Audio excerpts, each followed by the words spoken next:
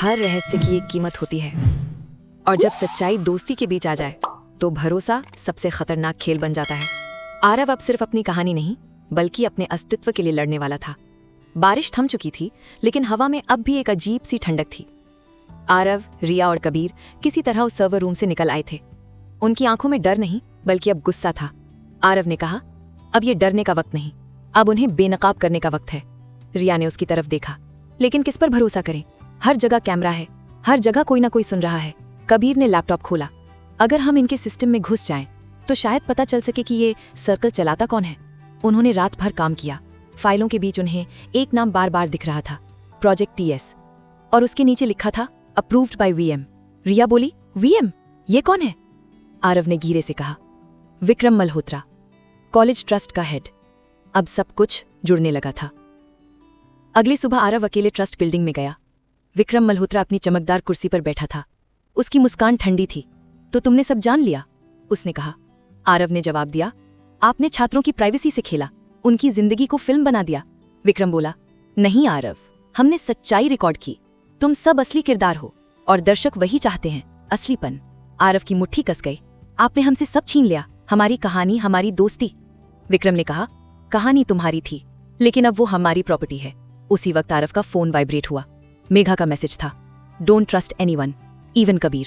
उसका चेहरा ठिठक गया। वो तुरंत बाहर निकला और कबीर से मिलने पहुंचा। कबीर तो कुछ छुपा रहा है। कबीर बोला, क्या मतलब? मेरे सिस्टम में जो डेटा मिला वो सिर्फ तेरे लैपटॉप से भेजा गया था। कबीर चुप रहा। रिया ने कहा, बोलना कबीर, क्या तू ही था? कबीर की आंखें झुक गईं। हाँ, मैंने ही किया, लेकिन मुझे ब्लैकमेल किया गया था। सन्नाटा छा गया। रिया ने धीरे से कहा, तो हमारे बीच अब भरोसा नहीं बचा? आरव ने गुस्से में कहा, अब सब खत्म है। वो दोनों अलग हो गए।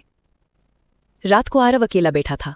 वो खुद से कह रहा था, मैंने सब खो दिया, लेकिन इस कहानी का अंत मैं ही लिखूंगा। उसने लैपटॉप खोला और द सर्कल एक्सपोज्ड नाम का एक नया प्रोजेक्ट शुरू किया। वो कॉलेज के सर्वर से सारे फाइल डाउनलोड कर रहा था। अचानक स्क्रीन काली हो गई। फिर एक लाल टेक्स्ट उभरा, nice try Aarav, you can't escape the circle. उसके कमरे की लाइटें झपकने लगी और दरवाजे पर किसी के कदमों की आहट सुनाई दी। वो पीछे मुड़ा। मेघा खड़ी थी। मैं तुम्हारी मदद कर सकती हूँ, उसने कहा। आरव बोला, अब मैं किसी पर भरोसा नहीं करता। मेघा मुस्कुराई, फिर भी तुम्हें मुझ पर करना पड़ेगा, क्योंकि अगला शिकार मैं नहीं, तुम हो। अगली सुबह पूरा कॉलेज एक ही खबर से गूंज उठा, आरव मल्होत्रा मिसिंग।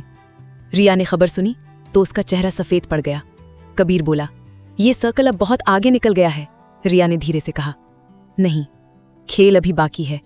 उसने मेघा को मैसेज किया, it's time to finish the circle. अब कहानी उस मोड़ पर है जहां भरोसा हथियार बन चुका है।